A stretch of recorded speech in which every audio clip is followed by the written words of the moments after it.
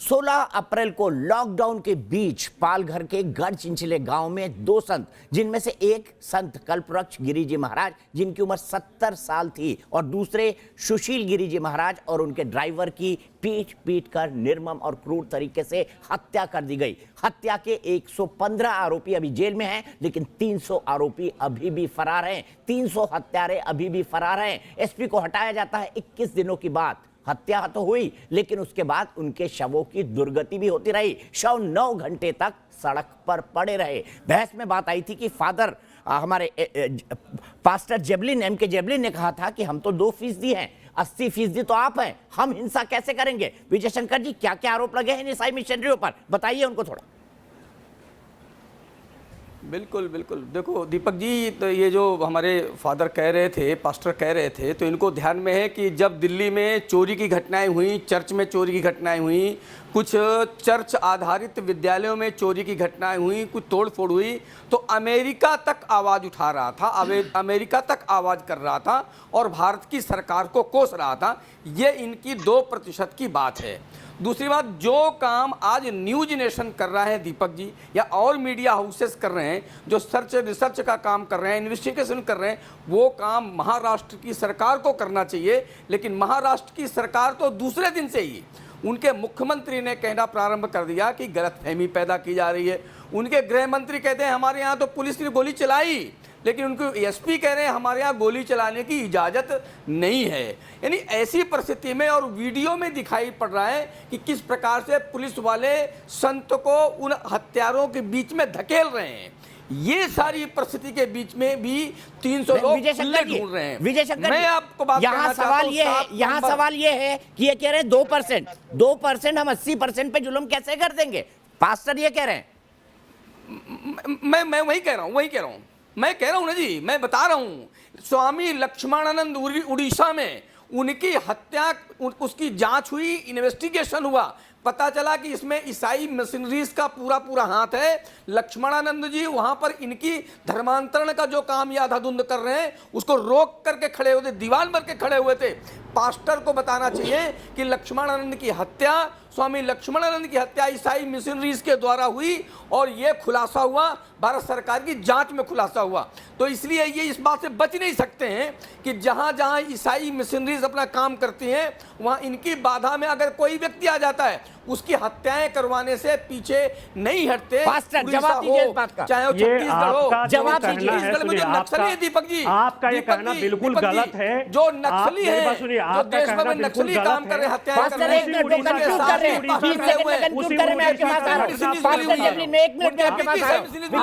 Conclude करिए आप उसी।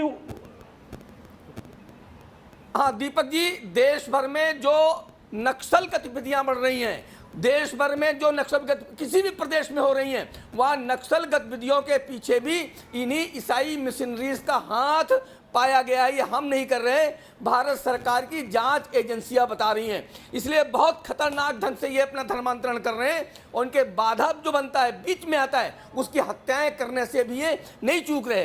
पालघर में तो वामपंथी और ईसाई दोनों मिल गए हैं और दोनों ने मिलकर अब मैं आपको जवाब देना चाहता हूं। जल्दी से जल्दी विजय शंकर जी जवाब देंगे। Pastor javelin please, pastor javelin जवाब दीजिए।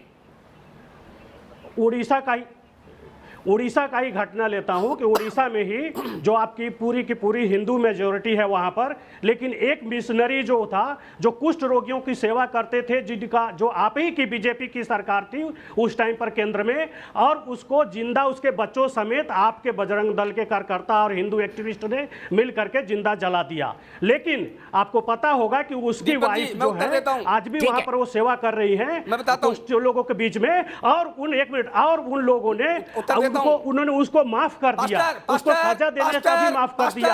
और आप कहते हैं कि हम मारेंगे, हम हत्या करेंगे, बदला लेंगे। ये आपका कहना बिल्कुल गलत है। पास्टर जी जवाब ले लीजिए, जवाब ले लीजिए। एक हेल्दी डिस्कशन करते हैं, मैं सवाल नहीं पूछ रहा, आप दोनों बात कर लीजिए। धार्मिक नाम पर बाबा और इन चीजों को नाम के आड़ पर आप क्यों लेते हैं? आप बात कर रहे हैं, दंगा भड़काना बंद कीजिए, देश में दंगाई भड़काना बंद कीजिए, देश के ऊपर कोई लेना देना नहीं। पास्टर सुन लीजिए प्लीज, दोनों एक साथ मत बोलिए, हम स्काइप पे जुड़े हुए हैं। पास्टर जवाब सुन लीजिए विजय शंकर तिवारी जी। पास्टर को ऑडियो डाउन, विजय शंकर तिवारी जी। देखो ये पास्टर एक तो झूठ, कितना झूठ बोल रहे हैं। ये भारत सरकार की जांच एजेंसियों के निर्णय को भी झूठा बता रहे हैं। जिनकी बात कर रहे हैं, जिन पास्टर की हत्या हुई थी, जिन पादरी की हत्या हुई थी, जो मिशनरी की हत्या हुई थी, ग्राम सेल्स। कितने प्रकार के वहां दमन कर रहे थे वहां समाज का, वहां के समाज ने उनकी हत्या की थी, वहां पर हमारा कोई योगदान नहीं था। और ये भारत सरकार की जांच एजेंसी में है। इसलिए पास्टर को इस बात के लिए माफी मांगनी चाहिए कि अनावश्यक किसी भी संस्थान पर आरोप लगा देना। वो जो लेकिन ये बात तय है कि देश भर में जिन्होंने ईसाई मिशनरीज नक्सलियों के साथ मिलकर मिलकर के किए थे, मर्डर किए थे, वो क्रिश्चियन एक्टिविस्ट थे। कोई जिन्होंने आप देखो ना, आप बताओ, आप नहीं, आप नहीं, आप बताइए, जवाब दीजिए। अरे भैया, वो पास्टर साहब, दारा सिंह का हमसे कहां से लेना देना था? आप बताइए। भारत सरकार की जांच एजेंसी ने कहा है कि इनका कोई लेना देना नहीं था। आपकी बात मानी जाएगी, जांच एजेंसी की बात मानी जाए? और दूसरी बताइए, देश भर में नक्सलियों के साथ आपके गठबंधन है कि नहीं है? देश भर में नक्सलियों के साथ आपके गठबंधन है कि नहीं है? उनको पैसा और अस्त्र आप उपलब्ध कराते कि नहीं कराते हैं? ठीक है, मैं बहस को आगे ले जाता हूं। मेरे ख्याल से मैं इसको आगे ले जाता हूं। स्वामी दीपंकर जी महाराज, जो पालघर का इंसिडेंट हुआ है उससे तीन चीजें एक साथ जुड़ी हैं। अर्बन नक्सल का कनेक्शन उस इलाके से, ईसाई मिशनरियों का कनेक्शन उस इलाके से, और कट्टर वामपंथ का कनेक्शन उस इलाके से है। क्या आपके कान में कोई घंटी बजती है? हेलो, कोई हिंदू का दीपक भाई, आप मुझे सुन पा रहे हैं? स्वामी दीपंकर जी, बिल्कुल बिल्कुल सुन पा रहा हूं। मुझे सुन पा रहे हैं? बिल्कुल सुन पा रहा हूं स्वामी जी। आप मुझे सुन पा रहे हैं दीपक भाई? जी बिल्कुल सुन पा रहा हूं। मैं ये कहना चाह रहा हूं दीपक भाई, जिस भारत का प्रथम स्वर ही वसुदेव कुटुंबकम हो, परिवार हो, पूरी दुनिया को बाजार समझती है, मात्र हिंदुस्तान है जो दुनिया को परिवार समझता है। उसी परिवार के दो योद्धा, मैं विक्रम भाई को व्यक्तिगत जानता हूं, पर्सनल जानता हूं, इसलिए मैं व्यक्तिगत कम से कम विक्रम भाई को नहीं कह करके मैं सीधा सवाल उन लोगों से कर रहा हूं जो लोग अपनी बात को कहने में और कुछ चीजों को करने में सक्षम हैं। मैं सीधा पूछना चाहता हूं, क्या भगवा पहनना इस देश में गुनाह है? और अगर जो बताइए गुनाह है या कानून की किसी धारा में लिखा है तो हम लोग इसे उतार फेंकें, क्योंकि आप लोग हमारी रक्षा नहीं कर सकते। और जहां तक मिस्टर जेवलिन ने कहा कि हम लोग 2% हैं, आप लोग 80% हैं, तो इतना सा बात कहूंगा मिस्टर जेवलिन कि ये वो भारत है जिसका प्रथम स्वर ही वसुदेव कुटुंबकम है, जिसकी सुबह की क्रिया में ओम ध्यौ शांतिरंतरिक्ष भंग होता है। आप इस भारत में रहिए। भारत प्यार का देश है। भारत ने बुद्ध को चुना, युद्ध को नहीं। मगर भारत के ही जैसे विचारधारा के लोगों के वजह से देश बचा हुआ है।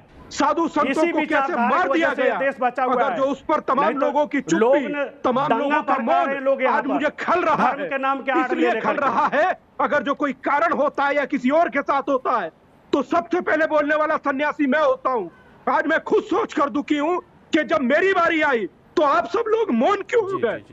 आप सब लोगों का कंठ क्यों सूख गया? आप लोग मुझे पराया क्यों समझने लगे? ठीक है, भगवा इसी सवाल को लेकर पहचान नहीं है। इसी सवाल को लेकर हम भी इसका विरोध कर रहे हैं। परमात्मा की इच्छा है, घर का घटना का हम भी निंदा करते हैं, सबसे घोर बड़ी निंदा परीक्षा करते है। हैं। ठीक है, मैं सीधे चलता हूं सुनील चोपड़ा जी के पास। सुनील चोपड़ा जी, मेरा सवाल ध्यान से सुनिएगा। मेरा सवाल यह है सुनील चोपड़ा जी कि अगर कोई मौलवी मारा जाता, नाम के आगे खान, वली या कोई और सरनेम लगा होता, तो सुनील चोपड़ा और सेक्युलर ब्रिगेड क्या करती? कितना हल्ला मचाती? पालघर में 2 संतों की जगह अगर 2 मौलवी मारे जाते तो सुनील चोपड़ा को कितना गुस्सा आता? आप मेरे मुंह में झूठ डाल रहे हैं, जो मैं झूठ आपको जवाब नहीं दूंगा।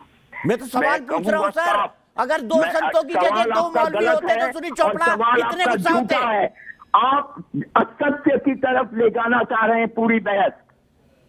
हमने कहा था कि बड़ी दुखद घटना हुई है, आपको याद होगा कई बार मैं कहता सर, अभी तक तो आप वहां पर पहुंच गए थे। China Xi Jinping, America Donald Trump की मुसलमानों को मारा जा रहा है, धार्मिक आजादी खतरे में है। अरे दाढ़ी पेड़ी भी है, दाढ़ी पेड़ी भी है, सोच ले इतना। मेरा ये कहना है कि आप समझिए कि हम लोग किस लिए कह रहे थे कि आप इसकी इंक्वायरी कीजिए, क्योंकि 4 दिन से अफवाहें फैली हुई थी। एक डॉक्टर पे हमला हुआ, एक तमिल मजदूर तो पे हमला आपकी हुआ। सरकार ने और उन ये अफवाहों को संतों क्यों नहीं का रोका? यहाँ से आपकी आना, सरकार तो ये गठबंधन का संतों हिस्सा है। आप बीच में एनसीपी और बोलेंगे तो सीपीएम में मैं गठबंधन है। आप बीच में बोलेंगे तो मैं ठीक है, मैं नहीं बोलूंगा, सवाल का जवाब दीजिए आप। हाँ, मैं और एक तमिल मजदूर था, और ये जो संत थे किसी को मालूम नहीं था कि वहां आ रहे हैं, सामने मृत्यु हुई। और सवाल ये उठता है कि गलत बात क्यों जा रहे थे, क्या था? उस वक्त लॉकडाउन था, ये कानून तोड़ के जा रहे थे, कम से कम किसी को कह देते कि हमारी हिफाजत करो। टैक्सी ड्राइवर की पत्नी ने कहा है कि मेरे पति ने कहा है कि ये आप गलत कर रहे हैं, आप यहां से मत जाइए, ये इलाका सुरक्षित नहीं है। अरे आपके राज्य में लेकिन वो सुरक्षा गए। नहीं, सुनील चोपड़ा जी, सीपीएम गठबंधन दिन वाले का राज्य में राज सुरक्षा है? नहीं सड़कों पर। ध्वजा में कितने सर, दिन का कैसा राज गवर्नेंस है? कितने दिन का राज है? और आपका तो उन्होंने एनसीपी बड़ा से अच्छा दशकों से किया। गठबंधन आपने रहा, कितनी वो दशकों से लिंचिंग शरद में- पवार सत्ता में रहे आपने वहां पर। कितनी लिंचिंग में कितना टाइम जाया किया है? 123 केस हैं इन लिंचिंग के, आपको मालूम है? 2015 से किसी को इतने 123 दर्दनाक केस। तरीके और से मैं नहीं कहता मारा हूं गया सब सुनील चोपड़ा केसेस जी, में- माफ कीजिएगा, सब किसी को केसेस इतने में दर्दनाक तरीके से नहीं मारा गया। संतों को मारा गया था, अभी मारा गया था 2 संतों को यूपी में। वो आप भूल लिंचिंग गए हो? नहीं, वो हत्या थी। उसके बाद मंतर समझिए आप हत्या सुनील नहीं है, चोपड़ा आपने जी, उसको आप हत्या मुझसे बड़े बना दिया। वयोवृद्ध हैं, आप मेरे आपने पिताजी की उम्र के उसको हैं। हत्या बना दिया है। आप कुछ भी बना दो। अच्छा, कोई भी झूठ मुझे बोल ये दो। बताइए, रात को 10 बजे लॉकडाउन और कर्फ्यू के दौरान पालघर के उस सीपीएम के गढ़ में लोग कर क्या रहे थे सड़कों ये पर? सीपीएम का गढ़ नहीं था। आपके विधायक के ये जानू से, सीपीएम का गढ़ नहीं था। आपके विधायक के ये जानू से, बीजेपी उसी का गढ़ कॉन्स्टिट्यूएंसी था। में आपके इस विधायक गांव हैं, में उसी 10 कॉन्स्टिट्यूंसी में साल आपके से विधायक हैं। बीजेपी है, झूठ मत बोलो। 10 साल से बीजेपी है, और जो गांव की अभी वहां प्रधान का है एमएलए वो कौन भी है? बीजेपी की है। सुनील चोपड़ा जी, अभी आपका वो भी एमएलए कौन है बीजेपी वहां की है। पर? आप सीपीएम का एमएलए नहीं है क्या? बताइए। मिसेस चौधरी, मेरे को उसका नाम भी मालूम है। आप ये सब बकवास मत कीजिए, झूठ मत बोलिए, मेरे को झूठ बोलना अच्छा नहीं लगता है। सर, आपका विधायक है या नहीं? हाँ या ना? हमारा इतना बता- विधायक है, लेकिन गांव बीजेपी का है, अच्छा, ठीक है, और जो लोग वहां थे वो गांव के थे। ठीक है। विजय शंकर तिवारी जी, देखो ऐसा चोपड़ा साहब पहले आप कह रहे थे लोग वो संत वहां से नियम कानून तोड़ के जा रहे थे इसलिए हत्या, यानी जो अगर इस प्रकार जाएगा तो उसकी आप गांव वाले लोगों को बुला करके हत्याएं करवा देंगे। यानी अभी भी याद है कि बंगाल में 1982 में 18 संतों की हत्याएं आप लोगों के शासन में किस लिए इसलिए हुई थी? आपने कहा चोरी करने के उद्देश्य से ये आए थे इसलिए हत्याएं हुई, ये आरोप लगाया अभी गया। आपने ठीक वही उड़ीसा की आरोप झूठी उठा करके बात की पालघर है। में भी आप लोग आप लगा रहे झूठ हैं। बोलने आपके पास, वाले अरे मुख्य चोपड़ा साहब, आदमी हैं। चोपड़ा साहब आपने अब उड़ीसा सुनिए, की भी झूठ अरे बात चोपड़ा कही है। साहब आपकी मैं तो सच्चाई आपके दुसाई झूठ को दुनिया नहीं जानती सुनूंगा, है, आप कुछ चीन भी की भी बोलते सच्चाई रहो। लोग जानते हैं, आप चीन कुछ की भी भी जानते हैं और बोलते आपकी भी जानते हैं। जनता तो मालिक संतों है। की हत्याएं, और त्रिपुरा में केवल संत नहीं, संत की मेरे हत्या कोई आपने भी करवाई भारतीय त्रिपुरा में, नागरिक हो, कोई त्रिपुरा भी में, भारतीय नागरिक चोपड़ा साहब, हो, त्रिपुरा उसकी में। हत्या नहीं होनी चाहिए। वासुदेव कुटुंबकम जो आपने कहा है, मैं उससे सहमत हूं। सर सुनील चोपड़ा जी, आपने मेरे सवाल का जवाब नहीं दिया। अब मैंने आपसे वसुधैव एक ही सवाल पूछा था। है, चोपड़ा साहब वसुधैव कुटुंबकम है। विजय शंकर तिवारी जी, एक सेकंड। सिद्धांत आपके पास दूर दूर सुनील जी, तक सुनील जी, लागू नहीं होगा। प्लीज एक सवाल सर, अगर इन 2 भगवा मैंने कभी कपड़े, रोका नहीं है दीपक आपको। सर एक सवाल, सिर्फ एक सवाल, अगर इन 2 भगवा संतों की जगह कोई दाढ़ी वाला मौलाना होता तो सुनील चोपड़ा क्या करते? अगर संत उनकी दाढ़ी इतनी ही वाले नहीं निर्मम होते? तरीके से हत्या की जाती? क्या संत दाढ़ी वाले नहीं होते? तुम दाढ़ी तुमने पहनी हुई है, तुम क्या झूठी दाढ़ी लगा के आए हो? क्या कर रहे हो? असली है कम से सर, कम असली है। इज्जत की मेरे बात सवाल करो। का जवाब दीजिए ना, तब आप क्या करते? कितने मैं ट्वीट आपको करते? कहता हूं, कितनी मैंने कैंडल लाइट लेके पहले निकलते? दिन से कहा है कितनी कैंडल कि लाइट बड़ी लेके निकलते? दुखद घटना कितने हुई नुक्कड़ है। नाटक होते? बड़ी कितने नुक्कड़ नाटक दुखद होते? घटना हुई है, लेकिन वो संत वहां कर क्या रहे थे बिना पास के? अच्छा, बिना मैं पास ये के अगर जानना कोई चाहता जाएगा तो हूं। लॉकडाउन में उनको उसको मार डाला फॉरेस्ट जाएगा। डिपार्टमेंट ने रोका है। बिना उनको बिना फॉरेस्ट डिपार्टमेंट बिना ने पास रोका के है। कोई जाएगा मैं तो जानना लॉकडाउन में चाहता मार हूं। डाला जाएगा। ये सीपीएम समर्थित आप राज्य कानून की, तोड़ते हैं तो जो भी खतरा आएगा पास में होगा। कानून तोड़ेंगे मतलब तो मार यही डाला होगा। जाएगा। मैं क्या आप बोल रहे हैं, आप बोल रहे हैं मार डालेंगे। नहीं कह रहा मार महाराष्ट्र डाला में अगर जाएगा। आप लॉकडाउन तोड़ के निकलेंगे, 123 बांद्रा में वो स्टेशन के सामने मस्जिद में हजारों लोग जमा हुए थे, आपने क्या किया? दुनिया में हिंदुस्तान प्रसिद्ध हो गया लिंचिस्तान के नाम पे, तो ये भी एक केस है। कीजिए इसको ठीक तरह। ठीक है, बकवास मत सीधे बोलिए। चलता हूं स्वामी दीपांकर जी के पास। देखिए, भारत तो लिंचिस्तान बन गया है, तो ये भी एक केस बन गया है। है। मैं बकवास और ना ये करूं, दुख मुझे की ये कहा बात जा है। रहा है। मैं आपका जवाब स्वामी खिलाफ दीपांकर हूं जी। इसके। पूरी तरह खिलाफ हूं और संतों की हत्या के भी खिलाफ हूं। स्वामी दीपांकर जी,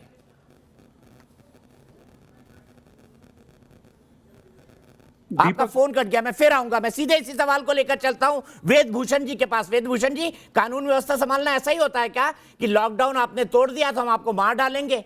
गो on the road at your own risk to home से एवर इट में कंसर्न में महाराष्ट्र, बिकॉज वहां पर सीपीएम समर्थित सरकार है, इसीलिए अगर आप सड़क पे जाएंगे लॉकडाउन तोड़ के तो आपकी जान को खतरा है। बोल दिया सुनील चापड़ा साहब ने साफ साफ।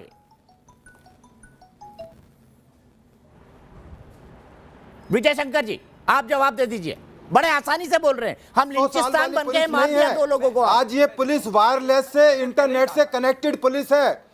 आज की डेट में इंटरनेट और वायरलेस से कनेक्टेड वाली पुलिस है। एक वायरलेस मैसेज के देने पर सैकड़ों पुलिस वाले एकदम कहीं से कहीं कूच कर जाते हैं। वो पुराने टाइम की पुलिस नहीं है कि पुलिस लेट पहुंच पाई या पुलिस आ नहीं पाई। सारे साधन मौजूद हैं पुलिस के लिए आने के लिए, जाने के लिए। और ये कॉरपोरेशन के आदमी नहीं है, म्युनिसिपैलिटी के सफाई कर्मचारी नहीं है। पुलिस को डंडा, रिवॉल्वर, राइफल इसलिए दिया जाता है, आर्मी को तोप इसलिए दी जाती है कि जब मौका लगे उसका इस्तेमाल करे। ये मैं दोबारा बता रहा हूं, म्युनिसिपैलिटी के आदमी नहीं है। इनकी ड्यूटी थी अपनी जान की कुर्बानी देके। आपने बिल्कुल सही बोला कि यदि इन पुलिस वालों में एक आदमी को भी इंजरी आती है तो हम उसको जस्टिफिकेशन मान सकते थे। किसी पुलिस वाले को इंजरी नहीं आई, इसका मतलब वो मूक दर्शक थे, वो खड़े रहे, उन्होंने कोई एक्शन नहीं लिया। मेरा एक सवाल जेवलिन साहब से भी है। मैं जानना चाहता हूं, मिशनरियां केवल आदिवासी एरिया के अंदर क्यों फंक्शन करती हैं? क्यों जम्मू कश्मीर के अंदर, पंजाब के अंदर, राजस्थान के अंदर, हरियाणा के अंदर, यूपी के अंदर क्यों वो नहीं आती मिशनरियां? क्यों भूले भाले इलाके, गरीब इलाके हमारी गरीबी का मजाक उड़ाते हैं? उड़ीसा के अंदर, झारखंड के अंदर, वेस्ट बंगाल के अंदर क्यों जाते? जेवलिन जी सवाल पूछिए। जेवलिन जी से सवाल पूछिए, क्यों जाते? इधर क्यों नहीं आते नॉर्थ इंडिया में? आप मुझे बताइए। मैं एक ट्राइबल गांव में पला बड़ा हूं, पेस्टर। मुझे आप आंखों से देखा है क्रिश्चियन मशीनरीज किस तरह फंक्शन करती है। जवाब दीजिए पास्टर जेवलिन, आदिवासी इलाकों में ही क्यों? मुझे आप इस बात का जवाब दीजिए कि आप क्या चाहते हैं कि क्या हम अपने धर्म का प्रचार प्रसार नहीं करें?